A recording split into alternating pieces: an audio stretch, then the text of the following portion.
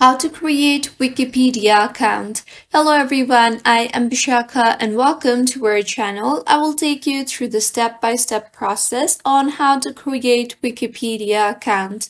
Now let's get right into the tutorial. Firstly, go ahead and open your preferred browser and in the search bar search for English Wikipedia.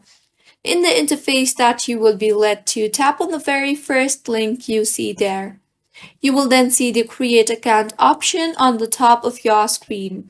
Tap on that and now go ahead and fill up the form given to you. Start by entering an appropriate username and further enter a password. Make sure to meet the password requirements while entering the password and now re-enter the same password in the confirm password text box. Next, if you want, you can enter your email address, else it is totally optional.